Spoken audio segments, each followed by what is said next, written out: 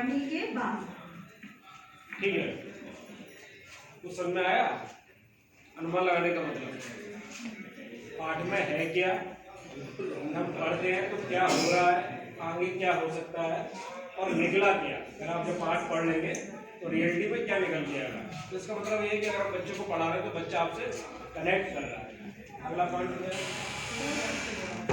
पूर्व ज्ञान से जुड़ाव। बच्चों से ऐसे सवाल करें जिससे वह अपने पहले के ज्ञान को पाठ में दिए गए तथ्यों और विचारों से जोड़ पाए। पूर्व ज्ञान से जुड़े हुए सवाल पाठ के पहले पाठ पढ़ाने के दौरान और बाद में भी पूछे जा सकते हैं, जैसे आपको इसके बारे में और क्या क्या पता है, आपको क्या लगता है ऐसा क्यों होता है।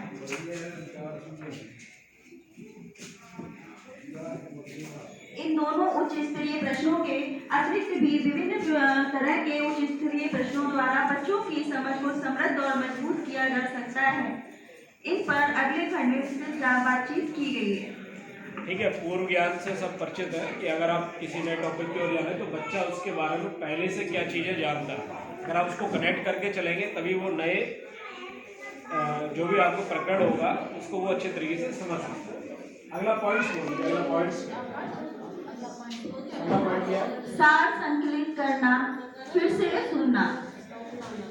ठीक है, सार सुनाना, सार संकलित करना, उससे सुनाना, मतलब पाठ पढ़ना। दोबारा सुनाने और सार संकलित करने से भाषाई दक्षताओं का विकास होता है। इससे कहानी की संरचना बोध में सुधार आता है, विचारों को व्यवस्थित करने और तथ्यों से सूचनाओं को क्रमबद्ध करने में सहायता मिलती है।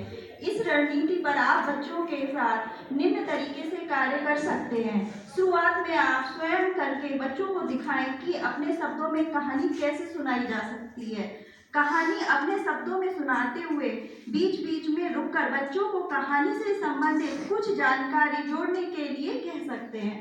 बच्चों को पूरी कहानी अपने शब्दों संक्षिप्त में सुनाने के लिए भी प्रेरित किया जा सकता है। इस दौरान अगर बच्चे अपनी तरफ से कुछ अतिरिक्त भी जोड़ते हैं तो बच्चों को ऐसा करने के लिए प्रोत्साहित करना चाहिए।